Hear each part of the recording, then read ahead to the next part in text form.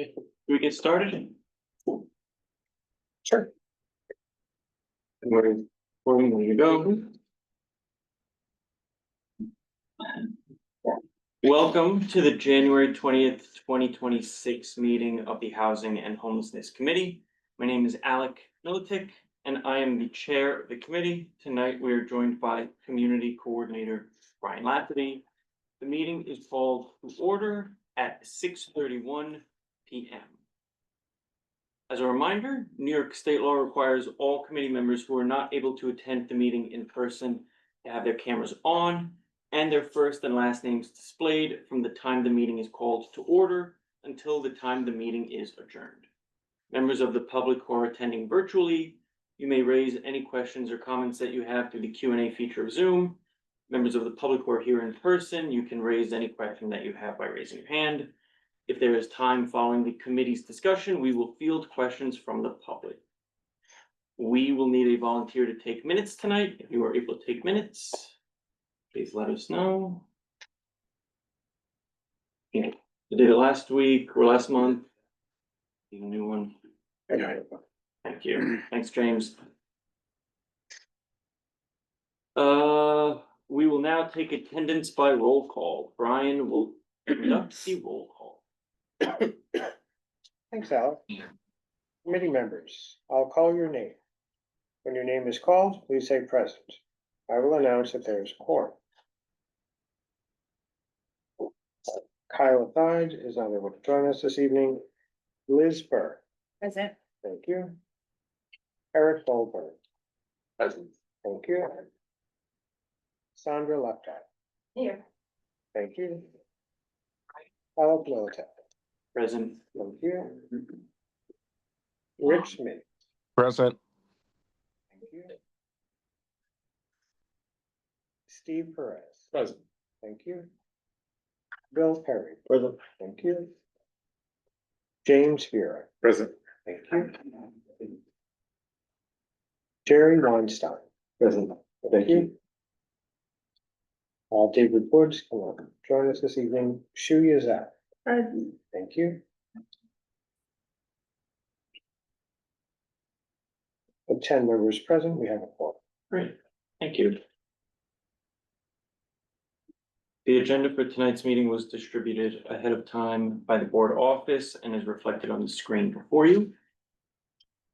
There is no objection, we will adopt the agenda. Okay, being no objections, the agenda for tonight's meeting is adopted. The minutes from, get ready, the September 15th, November 17th, and December 15th Housing and Homelessness Committee meeting minutes were distributed ahead of time by the board office. If there is no objection, we will adopt the minutes as drafted. Members of the committee, if you would object to adopting the minutes, please raise your hand and indicate which minutes you would object to. Seeing no objections, the minutes from the September 15th, November 17th, and December 15th Housing and Homelessness Committee meetings are adopted. They will soon be available on the CB6 website. Some ground rules. No one may speak until granted the floor. Committee members who are here in person, if you have a question about committee business or wish to make a motion, please raise your hand. Committee members unable to attend in person, if you have a question about committee business, you may raise your hand through Zoom, and I will identify you so you may speak. All committee members, it is extremely important that only one person speak at a time so that members of the public watching at home can understand what is being said by each committee member. The chat function for committee members present via Zoom should not be used for committee business or questions about agenda topics. All such remarks should be made on the record by raising your hand through Zoom. Chat should only be used to alert us to any technical difficulties you are having, or to state providing information like an email address that was already stated aloud during the meeting. So, with that, we will get into our agenda and the main star of the show, the continued discussion of the faith-based Affordable Housing Act. So Brian, if you would so kindly pull up the questions that were asked ahead of time, so. We requested, fortunately, last minute, thank you, Sandra, for being so persistent in trying to solicit people's questions. Yes. And for those who didn't provide a question ahead of this meeting, this is, of course, the forum in which it's appropriate to do so, but I think we can start off our discussion with picking up where we left off last time. And for those who don't remember, we kind of, it seemed like the committee was split on sort of our collective approach on this issue. Some of us seem to be vocally in favor, some of us seem to be vocally opposed, and some others had some reservations. So I think that this committee meeting tonight is a perfect forum in which we can talk about questions that we may have and other concerns that we have with this bill and the broader discussion of affordable housing at large. As well as things that we would like to see going forward. And so I think we can start off with some of the questions that we had and then go from there. So Sandra? Thanks.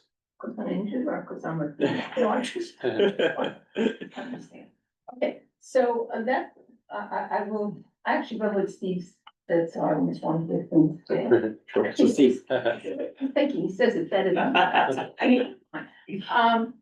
So actually, I am gonna turn to Steve because I really felt he summarized a number of issues. Mhm. I went to a very specific kind of example. Sure. And I just want to add at the beginning, the reason we decided to do this format of submitting in advance is really, it's about, it's a community engagement in whatever the issue is, because, you know, by the time we get to the meeting itself, it's, you know, it's a bit of a flurry, particularly if we're gonna be dealing with a resolution, so that we actually have some time to think, you know, hear each other and think about what each other is saying. And I think that's so important in terms of developing a sense of the committee functioning as a unit. So that's my spiel. But Steve, could you go first? Steve. Expectations are high. Yeah, I was like, okay. So I started out with a question, because it is a question that I have, it's something that I don't fully understand, which is what I understand the bill to do is it's asking us to override environmental and zoning. Basically, forget about that for these developments.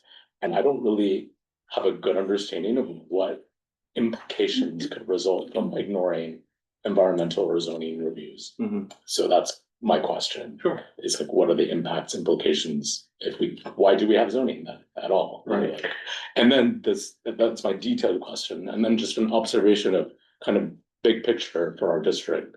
Two things is, I mean, essentially, we have always voted on proposals, not solely through the lens of, does it give us housing? Mhm. We always look at it kind of, what are all the implications? And that's why my question, but Gotcha. one was, we voted against a casino that came with 600 affordable housing units per our district. So whatever, like, that was something that we decided, right? It came with housing, but you know, it had other things that we didn't want. Similarly, we voted to approve Spark with no housing whatsoever, and that was government. So I'm just saying, like, it's not always a complete that if there's housing, that we always support it. And so I'm trying to understand kind of the nuances of like, what is it about this bill and what could it imply for the development of our. And just a question on question, your question, because I'm not familiar, when you said it ignores, you said environmental and something, you know, another aspect. Environmental review and zone. Yeah, and is it like completely ignoring it, or it's just like a more, like, I wasn't sure the level, Yeah. like, oh, we don't do anything, or. You wanna take it? We'll Yeah. can start off. I think, yeah, a point of clarification. So this law allows for whatever is being built in that space, if it's wholly owned by a religious corporation, to use the zoning rules within a certain distance that in New York City specific, that allows it to have more housing units on that property.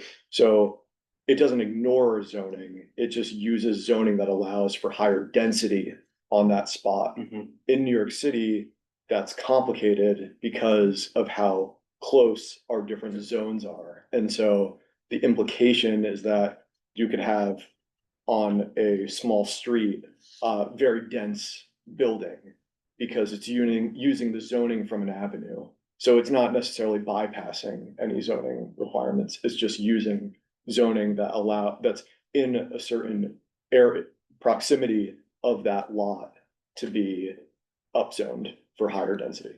And then on the environmental side, what is that? Yeah, What I understood was that you can do a contamination of the site kind of, but anything else environmental is waived. So I think a few things on that, and I'm not an expert on this, so I'd actually be definitely interested in more research on the environmental pieces. But what I can say, just speaking from experience, and I would be really interested to look up what the specific language is.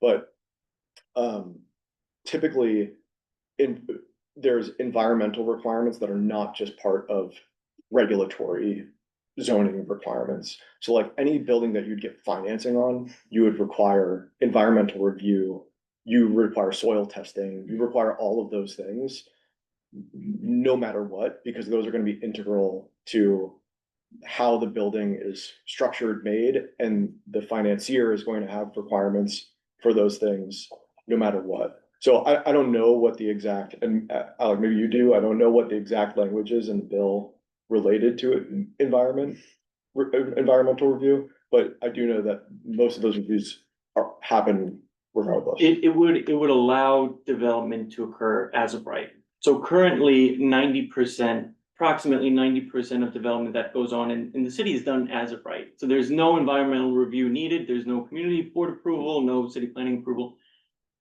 In cases where previous public approvals would be needed, that's no longer the case. It allows development to proceed as of right without having to go through environmental review, Right. which is common, right? 9 out of 10 times it doesn't occur. And then I guess to answer your other question about how much money does it save, so I'm not really sure. It's a case by case basis because the cost of going through environmental review depends on the scale of the project, depends on the neighborhood, depends on the community, depends on what they're proposing. But in my brief research on the train ride over here, and this is according to the Citizens Budget Commission, and they did a report actually on this question a number of years ago. It would save between 10 to 15% of the developer's capital by not having to go through environmental review. It would also save 2 to 3 years of environmental review, so therefore the development timeline is shrunk by 2 or 3 years. One additional thing on the AMI point, so I think it's in New York City, it ends up just being like MIH, but it's like, generally, I think 80% of AMI. And like, one thing I would just add to that is that if you develop this property today, if a religious organization develops this property today and just develops it, they don't necessarily need to have any affordable units if they don't use this upzoning, Yeah, right? And so it's like, these things can happen regardless, and we can have fewer units and no affordable units, hypothetically, in that same project. Just to jump off briefly, Because we're back here, because we got it right. We raised our hand. I'm just saying. All right, that's fair. jumping off what Will just said, Andrew Berman in his presentation pointed out that for 80% AMI to be the working principle, that is higher medium income than 49 of the 59 community boards. So it is a higher medium income than 49 of the 59 community boards possess. So it's really not solving the affordability. Well, that was the other part of my question. It was like, we're giving away any rights, but we're not getting anything in return. Yeah, I don't I mean, there's so much potential, but well, just from a total land mass meeting a need, even just when I segment out a single thing, the 5.5 million square feet of vacant or surface parking lots period. Let's look at that where Furman claims could be 22,000 units. Just if we want to like make this simple, focus on that. Sandra? Yeah, part of the question was in the rezoning, if you build these buildings bigger, et cetera, and you don't have to follow you still got the active right, but you're building a much bigger building. I just raised the question of then how does that affect environmental issues if you don't really have to, account for that? As if it were the same height as it should be, but they can build it much I bigger. don't understand. And you can if you're building on the faith-based land, you can build it much bigger, right? You're building a much bigger building, Right. right, than otherwise would be done. But there's no environmental, then procedures, or is there environmental, procedures to, make sure that, this is not, problematic? You know, are they following the rules of any building that would be built because they got rezoning, entitlements? Sure. I mean, they'd have to get DOB approval in order to construct it. They wouldn't need to go through a public review process like you would for a rezoning, for example, or any kind of other entitlement mechanism like So the that. only thing would be the DOB Mhm. approval. Or as Will said, there's the financing, the bank may require. But that would also be, if you were to seek some sort of government subsidy or government financing, that would actually be a public review. Let's call it a secret trigger pursuant to ULURP, so that would actually go through public review. And the point that Alec is making, sorry, just one quick thing too, is the nuance there is the change in the zoning. Right. Right, so like if a building were to request a change in zoning, then it would have to go through these additional processes. Right. They're just saying, even though it's a change in zoning, you don't have to go through the additional process. If you're not doing a change in zoning, you don't have to go through that process today. Right. Just Liz, speaking, I'm gonna go to Liz and then back to you, Sandra. speaking to Sandra's point, I did see, in the materials where it mentioned that, pipes were originally laid for smaller, buildings. And so if you put a larger building in them, they're not required to like resize that for the density that's being added. Okay. And then in addition, if there's some level of upgrades that are needed, we're basically giving them a pass to ignore required updates in future, if we need future upgrades to like piping and sewage. Okay, That's- my point to that is that public works infrastructure like that will be the responsibility of the city anyway, right? So if there's a building that's constructed and the sewers don't have the capacity to hold that, that's not really the building's fault. It's the city's fault for not providing the proper infrastructure to accommodate that. In much the same way that, you know, if there's a school, for example, that is over capacity, it's not really a new development's fault that they're bringing in new children. It's the school for not providing enough seats for those students. So if we look at those sort of infrastructure questions in that way, then you make the argument that, well, anything would impact all public works infrastructures. Whereas I think in those situations, it's really the onus of the city and on the city to provide the right combinations and the right infrastructure in order to accommodate additional density and development. Isn't it the case that we know that sewage has become a problem as these buildings are being built and that we can't certainly go to Brooklyn, it's a mess, right? So, I don't know, what do you mean? well, if you can't upgrade, if it's the city that becomes the one to do it, we know it's not happening. We know that it's quite But problematic. that's not an argument not to build affordable and other kinds of housing. I've gotta go to the affordable part, because I'm not gonna have this discussion unless we really. Okay, First of all, I sure. hope everybody read the legislation. I'm real clear with, we're gonna talk about legislation. My expectation is everybody here has read it, Mhm. right? Otherwise, we're just talking about what somebody else said. I've done this before on City of Yes housing, and it was embarrassing, because everybody in the committee was gonna vote for it, and not one person read it. So I'm gonna make the same point here. Unless you've all read it, you have no right to vote on it. And I really wanna be clear about that, because that's dishonest. Do you want us to all raise our hands if we read it? I did it last time. Yeah, I'm asking. Actually, I haven't yes. read it and I feel very comfortable voting. Me too. Yeah. understand that, Yes. that if you can reread this stuff, if it can be reread, right? Because it's written in a careless way and we're gonna vote on it, take responsibility for doing that. That's all I'm saying. Yeah. Okay? You do whatever you want, but I think that's good. The problem, I have a couple problems. One is, we're back to what this affordability is. It's the same thing we've been dealing with all along. It's the same as City of Yes housing, right? So it's here, the deals are, this comes right from the legislation, in fact. 25%, option one, 25% of the units are set aside for households earning 60% of the AMI. And 5% for, and 6% and 5% and 40% of the AMI. Option two, 30% of the units are set at 80% of the AMI. The third option, 20% are set at 40% of the AMI.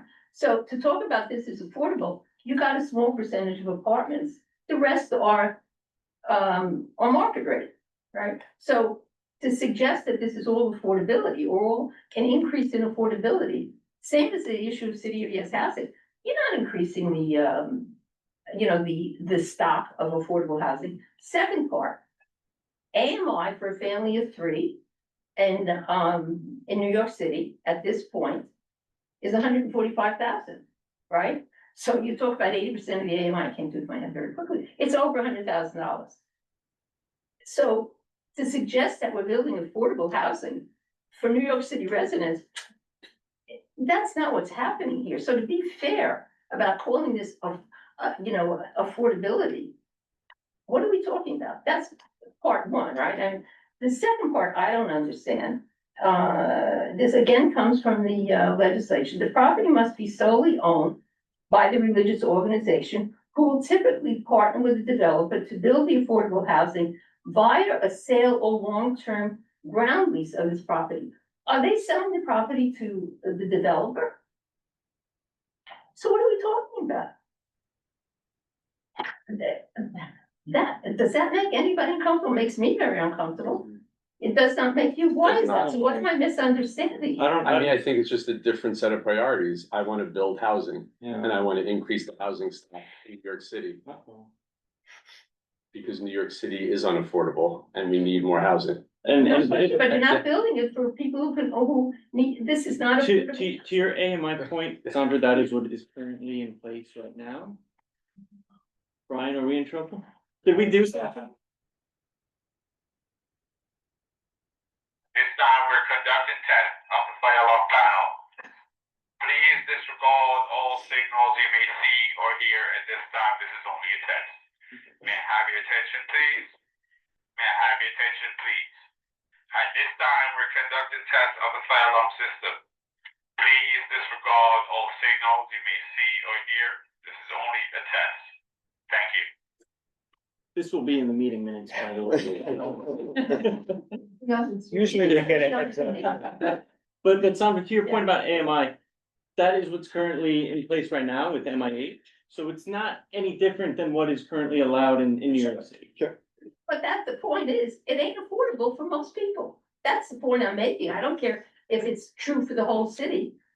Most people do not make that kind of money. So if you want to talk about building affordable, you're talking about the same upper class or upper middle class that we have been appealing to in building this housing. We ain't working on the poor of the city. So as long as we accept that as acceptable and honest, that's what we're doing. Okay? Will, I saw you had your hand up before. Yeah, I was just gonna say, I agree with, Sandra. I think the points that you're making are all the right points that I think in targeting creation of housing for lower income individuals, that's, more reflective of lower income, like 80% is not enough. I think the only thing that I see as the difference is the difference in how that gets implemented. To me, what you're describing is another resolution that I think we should write, which is something that is more in support of additional lower income housing. To me, I see this faith-based affordable housing as a mechanism to allow for upzoning on additional properties. I see upzoning as a tool, and I see MIH as a tool, and I see creating affordable housing, mechanisms for affordable housing for lower levels of AMI as an additional tool. And I think when you have a housing crisis, the thing is like you use all the tools within your tool belt. I think this is like not anything that is nearly enough to address the housing issues in New York City and New York State, which is an important point here because I think this more broadly applies to New York State and it creates more opportunities within New York State writ large.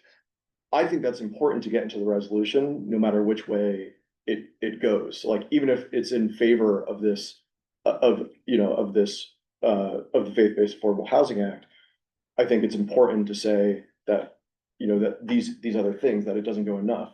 But I just see those as two different mechanisms. Right. James. Okay, so this is something I've been thinking about since our last meeting, Sure. and what you're saying is a perfect tie-in to this. How familiar is anybody with the New York City building code? So. So there's a New York State building code, and there's a separate New York City building code, and New York City's building code is different because things are different here. The only way we're allowed to have our own building code is that it's more strict than the state code. And I think if we took that to task, or we made this more, say, cumbersome on development, to get things that are the things we actually want, more affordable housing, better reasonable zoning upgrades, and took ownership of it that way, then we could push forward something that really, matches the needs of the city. You would kind of take it away from the state, but by default, give them something even more meaningful than what they're proposing. I think that could be a resolution that we could put forward. So I just wanna, let everyone know, Tanya, Arias. Yeah, I know we also have a hand raised here, but I want to get through the rest of the committee members before opening it up to the public and other community members. So Tanya, if you don't mind patiently waiting, appreciate it. Are there any other questions from? I was gonna just raise it, I've written one other thing. Oh, yeah. Brian, if you want to go back to Sandra's Sure, other question? yeah.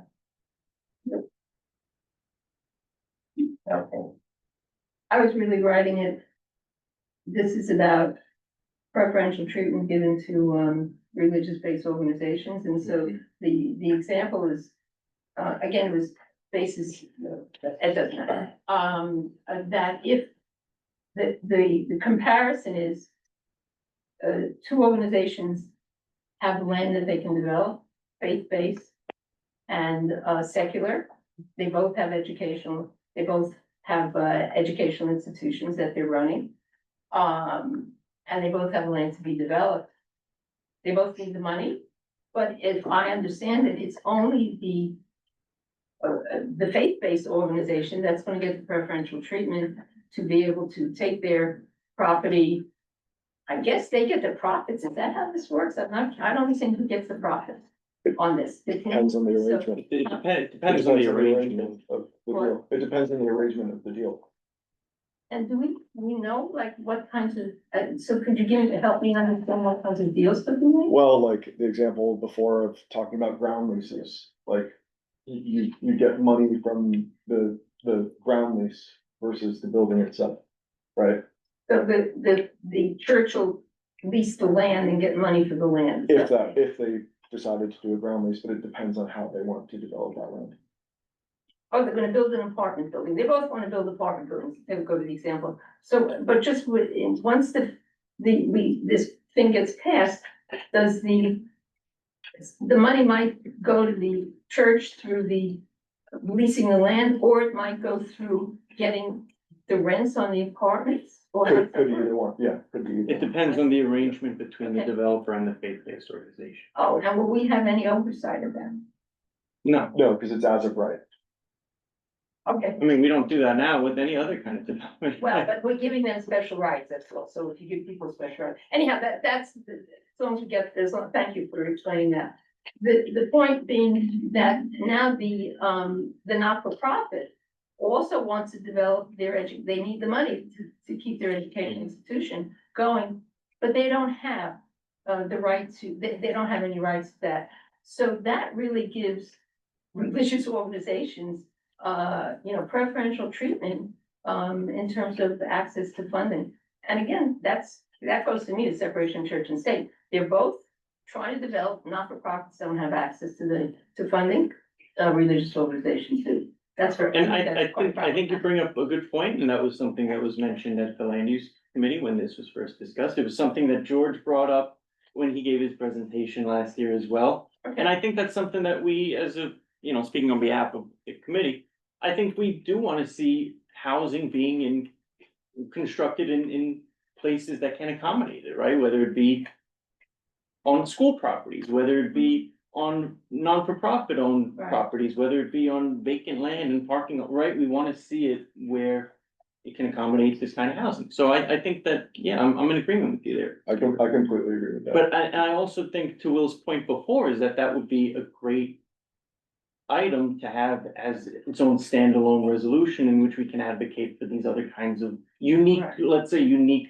ways in which we can address more housing construction and Right, affordability. now, also now sort of the hierarchy of things, so that would be part B. We might vote on this thing and pass it Mhm. and hope that, we get this second part of, well, any not-for-profit can, take their land and develop it in relation to the developer. Or we could also vote on this and talk with not-for-profits or even maybe private schools. I'm not sure how it works with public schools that are owned by the city. It's not public schools, you're talking, because that's different, Right. that's city-based, that would take us someplace Yeah. else. You're talking about all these private schools that exist, of course, the danger of that is you get part of this done and the rest disappears. I don't know why our legislatures, our reps have picked this up as in such a passionate way. They're not dealing with the not-for-profits. Why did they go in the religious direction? Not in general, this is a problem for not-for-profits. Mhm. Why they pick the religious, anybody know? I think somebody said last time that it was that a lot of religious organizations were lobbying for it as alternative ways to make money because they're losing so much money. And similar legislation has been passed in, I think, some 10 states. Yes, That I just have, read the report. like California, Ohio, all these other states have passed comparable legislation. And that this is largely based on the other legislation. that There's has an been passed. ethical issue in here. 10 states may have passed it, we still dealing with ethical issues of giving preferential treatment, and that's gotta be considered. Again, I don't know why our legislative representatives, pick it up. Mhm. In fact, the 10 other states did it, whatever, but you're still giving preferential And treatment. we should clarify, not all 10 states had just religious institutions. Sure. Oh, well, that's interesting to know. Each bill is unique in its own Okay, way. but ours is strictly religious. It's, yeah, and Right. it's not copied and pasted from any other states as far as I'm aware. Okay, Trina? I'm pretty sure that a lot of religious institutions in New York have enough vacant space. And, but I'm not very sure, and I doubt that if like the educational institutions have lots of vacant space in New York, because we know that there are a lot of spaces, lots of institutions are under the burden to increase the capacity to hold more students and also from my observation and just or maybe just the passing by the street or something, and I doubt if the educational institutions really have enough vacant space to build more housing, or if it can be their priority to build more housing. I really doubt that. Mhm. Because they maybe they want to use the land to build more educational buildings and to have to provide more classes, because New York City or New York is limited the class the class capacities, and they need to build more classrooms, and they need to provide more education facilities to the students. So I thought if the educational institutions want to do that, or Actually, much fewer kids in schools now. A lot of families moved out during the pandemic and didn't come back, so a lot of schools are struggling to keep capacity. And you also don't need to have extra space if you're a school. You can also build vertically, right? You can build on top of an existing school or however, I'm sure an architect or an engineer would have to play around with massing in a particular way. Any other questions from members of the committee? I do, but I'll ask after. Okay, so you've been patiently waiting, feel free. Actually, when I think about like all the things about like housing development and land of a school or something like that, I think that if that's done, where the school or some other facility does a public purpose, I think they should be required to supply at least a minimum amount of affordable housing units. Like, I don't think it's fine to have like on like nonprofit sites or public facilities that are using the public interest, that they should have no affordable housing developed. I think it should be required of a certain amount below market rate. Yeah, and I think you're right, and I think that's also reflected in the faith-based legislation that is being proposed as well, in which there is a minimum number of units that would need to be. Tanya? Thank you for patiently waiting. No problem, guys. Thank you so much. Good to see all of you. Thank you for letting me barge into your meeting. First of all, I think we're getting so lost in into the weeds and into the trees that we're not seeing the forest. And the situation here is we do not only have a dearth of quantity, we have a dearth of quality of affordable housing in New York City. And I think that, you know, we keep getting entertained with all of these bells and whistles. If it's not a casino, it's we're going to just ignore the zoning or use the zoning that's on the avenues. Whatever it is, what we need to start concentrating on is the quality and quantity, not just quantity, the quality of affordable housing. I agree with all of the points that Sandra has made in this discussion. And as you know, we've had this discussion about what is affordable housing. Even in the budget committee, we had this discussion about, you know, what is really affordable housing, and we have to start, you know, buttoning down and putting our legislators to task, because first of all, in California, it's not only the religious organizations, it's also other nonprofits, and they are required to have. Are you ready for this? 100% of the development has to be affordable housing in California. So we're just getting bits and drabs of affordable housing. And I think that we need to start as a community board looking at what it is that we want the city to turn into and become. You know, we have other forms of affordable housing, as you've heard, Alec, I've mentioned before, HDFCs, Mitchell Lama, all these other forms of affordable housing. New York City has one of the lowest home ownership rates in the country. We can find all kinds of other ways, and I'm happy to report that I heard today that Mayor Mondani has created a task force to identify all city-owned properties that are suitable for housing development by July of 2026. So maybe that's another way we can look at it. What is being developed on city land, on state land? So as you know, I would love to see affordable housing, but it's not just the quantity, it's the quality. I don't think that this faith-based housing bill as written, we could probably make, you know, some suggestions, is going to serve our needs and wants in the city. And thank you for letting me speak. Good to be with you guys. Thank you, Tanya. Terry? You may not have an answer for this, but I'm gonna say the thing because of where we are in our political climate in 2026. In these, is there anything written in the law, and do we have precedent for such programs in the country that they haven't practiced housing discrimination on the basis of our church has a set of principles and values and you don't fit?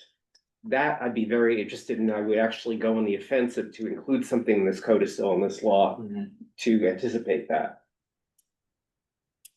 Yeah, I'm not sure. I want to say that I remember reading something about that, but I can't say definitively what it was or whether or not it was involved. But that's something I think is important to know. Eric?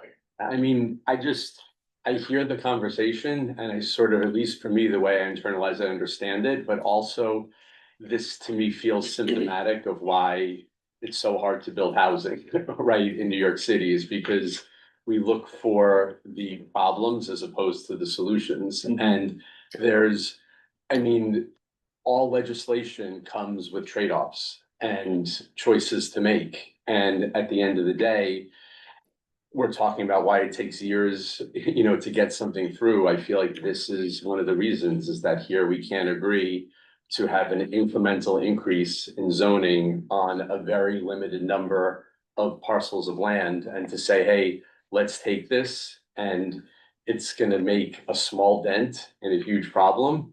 But at least giving support to something continues to signal that we want to build housing because New York City is unaffordable. And at least that's just my perspective. There's definitely issues and you ask about zoning. Yeah, I mean, is there any logic to any of the zoning? I'd be fine for having super talls on every mid-block. I mean, some reason we're comfortable with the fact that that shouldn't be there, but I'd rather have tall buildings in the middle of the block and access to housing. You know, so at least for me, it's just everything is a signal that we need to build in New York City, and we haven't been. And to me, this is some of the reasons why. Yes, great point. I think that sums up my thinking also. And as I mentioned last week, or not last week, excuse me, last month, there's really no one size fits all solution to the housing crisis, right? And I don't think that we should prevent what we consider to be good ideas and good solutions and search for the perfect solution, because it's just gonna delay providing and building housing that we so desperately need in the city and state. So. The data on market rate, and somewhere it says in here, market rate is whatever, 2 bedrooms, 5,000 or something. 5,000. I don't know, I'm reading it here, August, oh, no, this came from it. The average monthly rate for an apartment in New York City jumped to record high. I'm taking that from the legislation, I'm reading the paragraph. I'm not gonna do the whole. They face a dire, New York State faces a dire, housing affordability crisis, blah, blah, blah. In August of, 2023, the average monthly rent for an apartment in New York City jumped to a record high of 5,600, despite okay, but this is coming from the legislation. So that's pretty high. So as we talk about this development and increasing the number of apartments and so on. We can eat. I think of, the market rate would be 70% basically, approximately 70% of the housing would be market rate. The question is, and the assumption is in terms of quantity, that the more we build, the cheaper it gets, or the more apartments that are, now will increase, the availability of apartments and so on. So the question is, what's the vacancy rate of these high-end apartments that would be part of this, the 70%, right? We deal with our community, they're gonna be the high end. What percentage of those apartments, at 2 points, are rented? Does that really change the accessibility to others who don't have those high rents? And how many of them are actually rented by New York City residents? I'm gonna give you an example in my building. Half my building are people who don't live there. I mean, this is a condo. The point is, in these, in these higher rent situations, you're not getting New Yorkers, or at least I would love to see the data on that, right? Who's renting them? Are these really representative of the needs of the people of the city?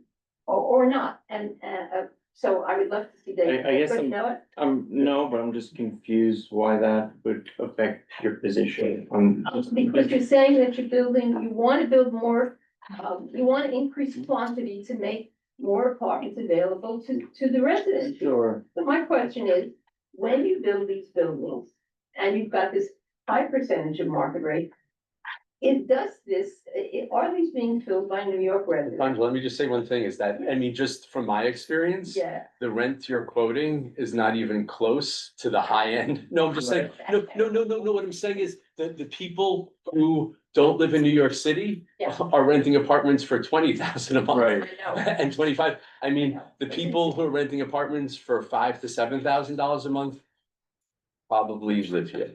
that's a I'm question. just saying. I think Dave would be very helpful in our understanding. So the, I would like to see that. the vacancy rate in our district is, I believe, it's different for owned units versus rental units, but I believe the rental unit vacancy rate is around 6%.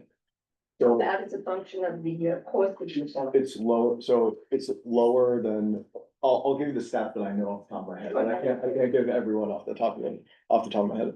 So in our district, it's 6%. That's lower than all of New York City, I know. So like us compared to broader New York City, we have a lower vacancy rate. Okay. So more demand, more demand for living in our district.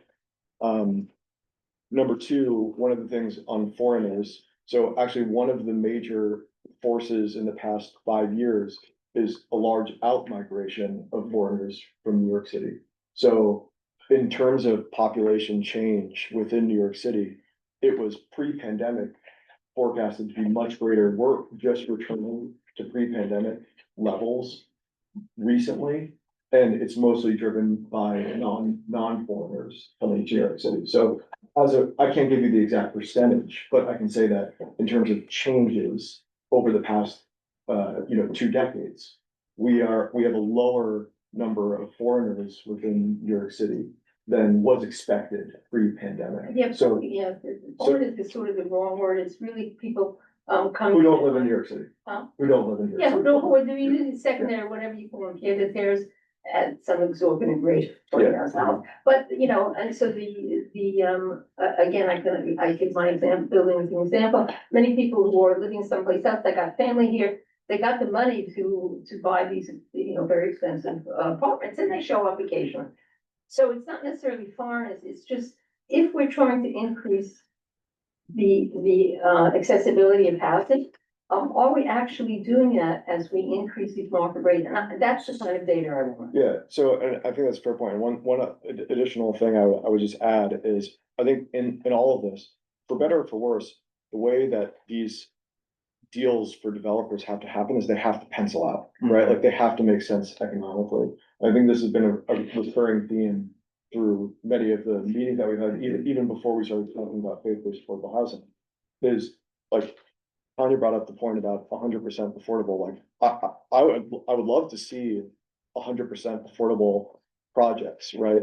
The way that those have to happen is the government has to give some type of either, abatement or tax break, or allow for additional units to be built, something that creates more value within the land by a rezoning, which only creates more value for the existing owner, doesn't create any more value for a new owner, in order for those deals to pencil out, right? And so, like, that's the thing to always keep in mind with these things, is that if you make a percentage of unfortunately, if you make a percentage of the building at a lower rent, then, and I think George was his name who gave the presentation before, right?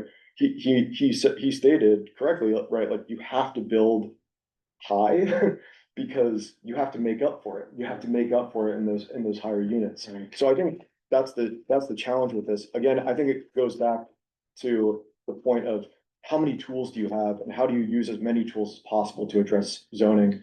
Upzoning is one thing, abatements is another thing, right? And using abatements in order to create more affordable units, that's, a specific use of abatements to create affordable units, like that's one tool. So I think it's just about trying to use as many tools as possible, is my opinion. Good point. And the government says that, the role of government becomes crucial.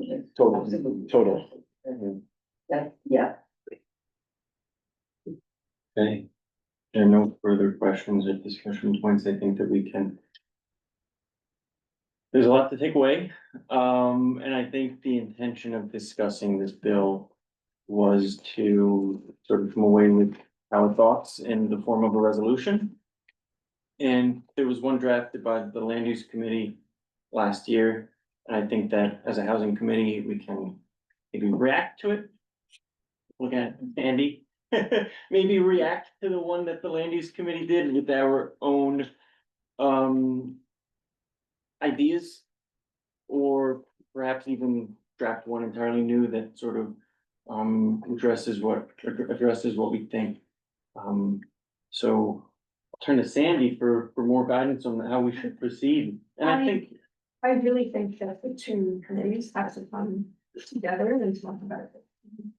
I think that's the only way it's going to happen. yeah, I definitely think this committee should probably put together concerns and react to the resolution that was drafted. But I do think it has, we can't have it, this committee, that committee. right. Yeah. So we have to find a time. Okay. Sure. Luckily, this I don't think is time sensitive. Right. Because it hasn't, they're still advocating and, one of the things I will say is that they have not proposed any changes. The people who are advocating for this are not proposing any changes at all to the bill. And it does seem like it might gain more momentum if there were some potential changes. And I don't think we have to make it perfect, but I think we can state what changes we think would enhance. Right. And I think also to piggyback off of that point, I think that whatever resolution that we come up with is gonna be reflective of what we as a community board see on housing, in terms of housing, which is one of the reasons why I'm so passionate about continuing this conversation, is because it really reflects our goals for housing, for affordable housing, not only with this legislation, but with any future legislation or idea that is proposed. So I really think it's important for us to get it right. So, Right, there is another member of the public who just raised their. sure. Ted, you should be able to unmute.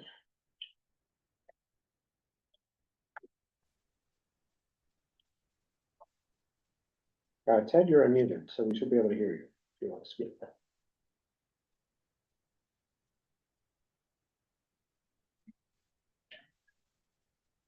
Ted, you should be able to speak now if you'd like. Please state your question. Ted, we don't hear you. Next. Okay. All right, Ted.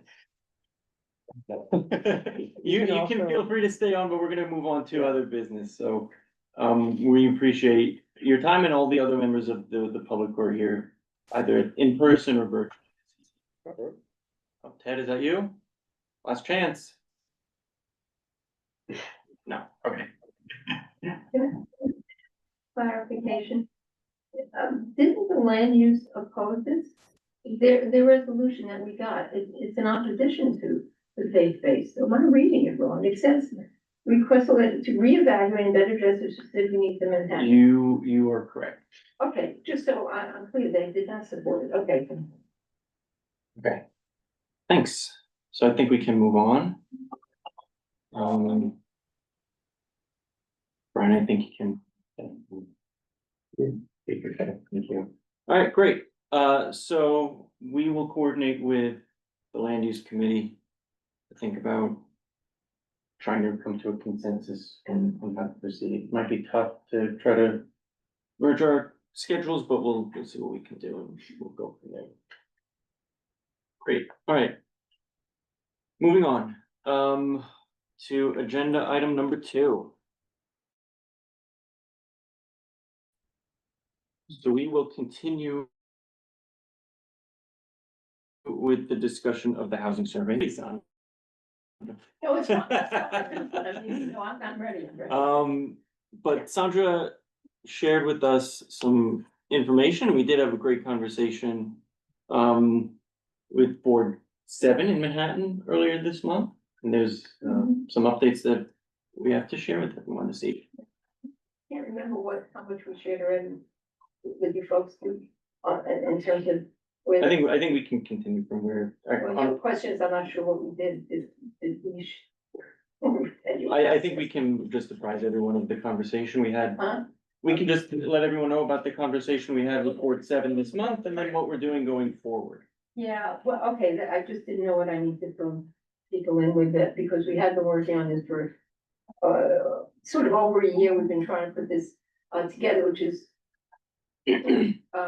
which was basically we wanted to have a database idea of what of what the housing situation in our community looked like, right? So if we want to talk about totally developing affordable housing, what we don't have, what we do have, we wanted, to know what that looks like. If we want to be advocates for greater affordable housing, then we really need to know what the housing stock looks like, how it's changing, what's happened over the years, what has disappeared. We certainly know, for example, rent stabilized housing continues to disappear and so on. So, that's the background that this started as, in order for us to really be fair advocates, on these issues, we should know what the data looks like.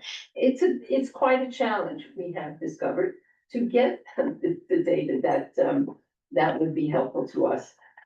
We have reached out to various groups, people doing research in this area, and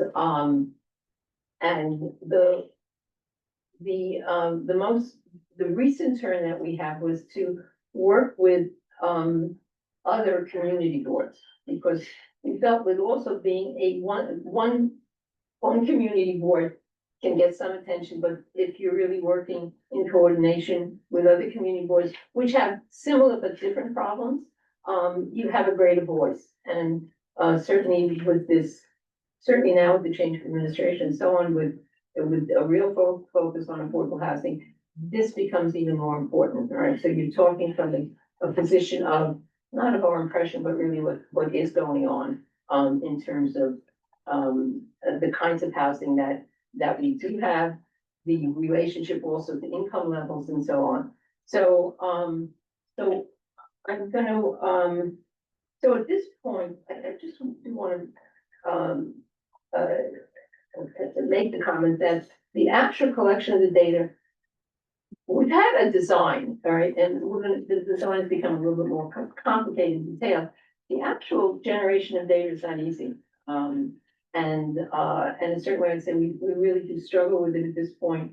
I'm going to open it, actually, we want to talk about it with the committee. But we do need more hands on the project, right? Not a lot of hands on the project, but we do need more involvement of various committee members, or people who really have an interest in this, to work through this, to muddle through it.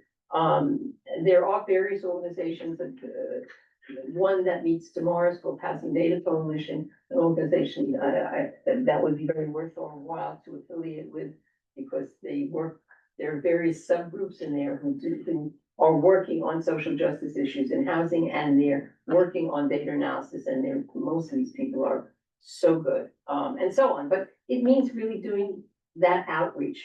So, what we're gonna, I don't know if we presented, to you what the categories are that we finally. I think we've shared with Did we do them, that with you? we've shared with them previously, Yes, yeah. yes, no. But I think, Sandra, to Yeah. summarize your point, we put in a lot of research and work into this, and we're kind of at the stage where it's now the data gathering. We really need a data. And The category. And so if there are members of this committee who feel particularly strongly about working on this project with us, there are a lot of, Brian, if you could just go scroll down to the data resources portion, there's a lot of avenues through which we can collect this data. And it's kind of now getting to the point where we need to collect this data, synthesize it, organize it in such a way in which we can reach the conclusions of our originally stated goal. Right. And so we've been working with Board 7 on this, and they've been really helpful.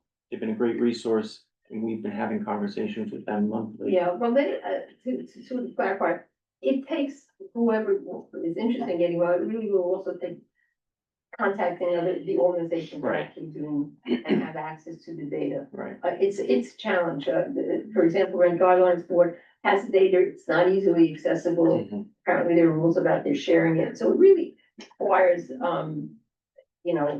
oath on the part of someone who would be interested in it. The one that we have recently reached out, I can't remember to mention, is Beta. Beta does open data, they do hold open data workshops online, and they're great. And they again are doing social justice in housing. They're quite good. But there are limits to the degree which their involvement will help us in doing this. So that was our, so right now we're on the cusp of reaching out to the organizations who actually have the data that we can make use of. And that's, that's where the engagement of other members of the committee would be really so helpful. It's Beta, it's Housing Data Coalition, it's, Permit Center, it's, et cetera, et cetera. But, this is a list, but it's not all of it. Jerry had a Yeah. comment? Jerry? Yeah, 2 months from now, March 22nd begins Open Data Week that Beta started 10 years ago. It's grown really significantly, but it was such that you could come in and propose working on a project.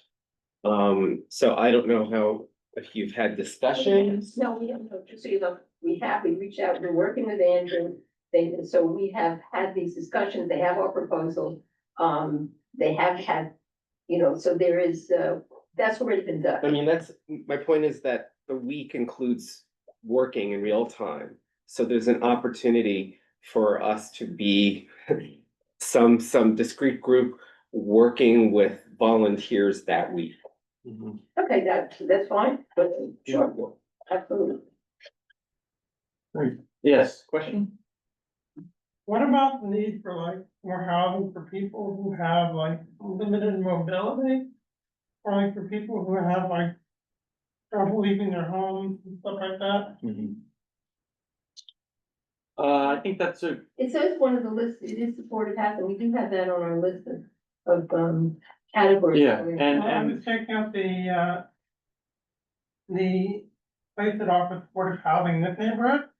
And they're focused on people with HIV/AIDS and people who are formerly homeless. I'm thinking we need some more supportive housing for people who have limited mobility. Sure. right. Yeah, I think that's a Sure. great point, and I think we're gonna uncover a lot of information through our research about what we have and what we don't have, and how we can best support those goals. Does supportive housing cover accessibility? Great. We do have the ADA, which establishes accessibility for everyone. I think we need housing that's specifically designed for people who have those needs and where leaving their home is difficult. Yeah, Yeah.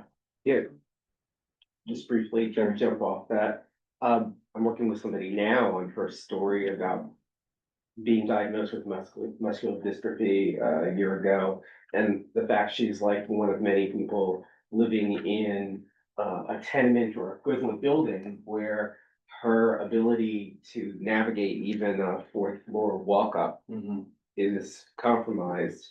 And to have an accommodation, to ask a landlord to be moved to another level, you can imagine how difficult that is. So it's a big use case, whether or not we're talking about the aging out of New York or just a lot of people who want to live independently. right.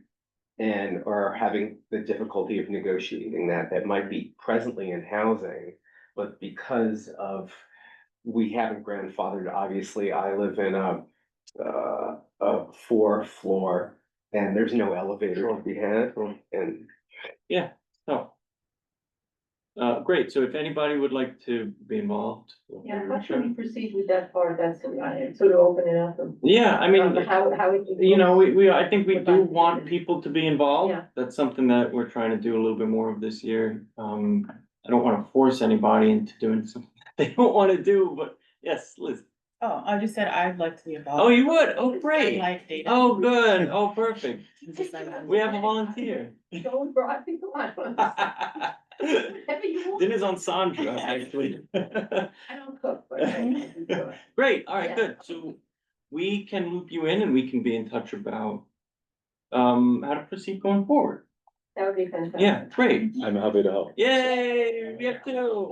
Oh, good. It's gonna be an expensive bill. Oh, well, I'm sorry, you're paying. Great, all right, good. So I think Oh, fantastic. we can start maybe another email chain. Yeah, that's what I'm doing. We'll kind of, and hook you also into, the CB7, that's the Upper West Side Mhm. too, so. And it's really interesting, I have to say, it's frustrating because it's so hard to get this data. It shouldn't be, but it's also fascinating. Right.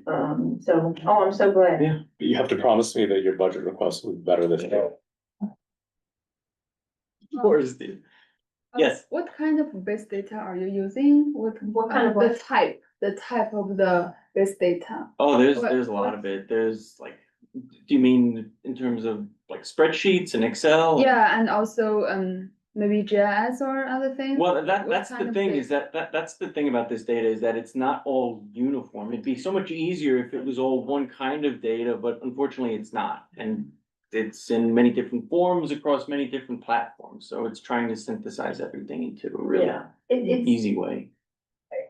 there should be, if we want to do a resolution, there should be a resolution, say, you gotta actually make this data open. Make it all the same, yeah. Accessible, right, Right. because what you're left with is, Right.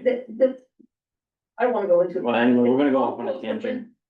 Chats with grandfather, and it's like, wait, we're supposed to be an open, it should be open, and I do think this administration would be absolutely. That on might board be a with it. resolution for a future meeting. And I'm curious about that because it is so complicated. So Mhm. fair question, what does the data look like? Yeah. Well, boy, you gotta really have a fine tooth comb to begin to get a hold of it.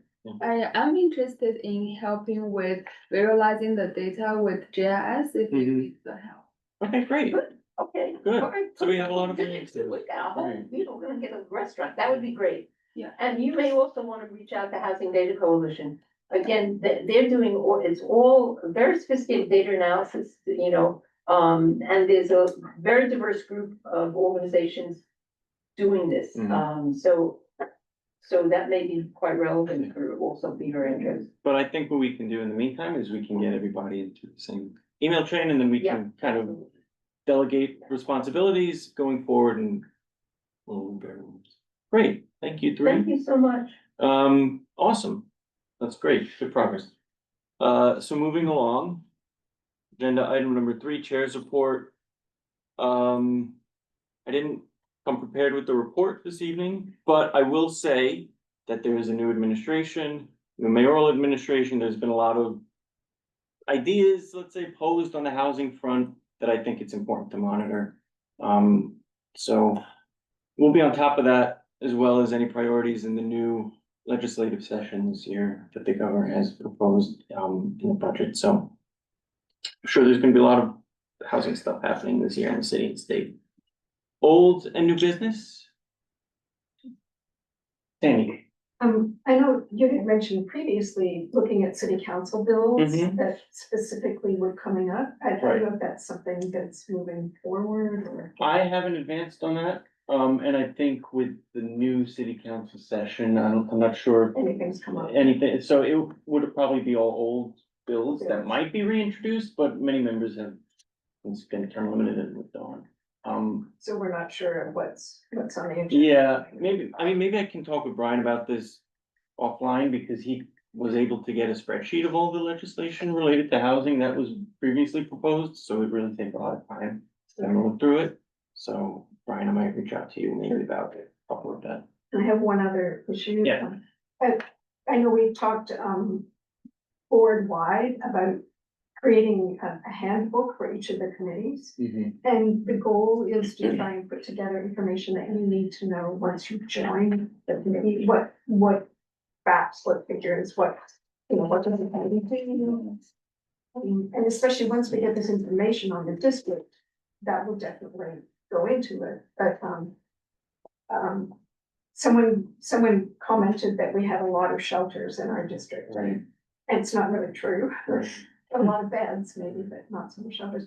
So just having that kind of information at your fingertips so that it becomes something that everybody knows about. And that's a good reminder, Sandy, that I wanted to mention, there are 2 little side projects that I've asked members of this committee to help me with, one of which Will is helping come up with a really great presentation so far about housing and housing issues that we'll continue working on. So that's something that I think we can make easily accessible to everyone. And then earlier this week, Shuya also volunteered to help with the shelters assignment that Sandy just mentioned. So we'll also be in touch about ways in which you can help us find and map the available shelter capacity and maybe even shelter locations within our community district. Great. Thanks. We're gonna add supportive housing. Yeah. Great. So if there are no old or new business from any members of the committee, and if there are no objections, we will adjourn the meeting at 7:41 PM. Thank you, everyone. Thank you. Good night.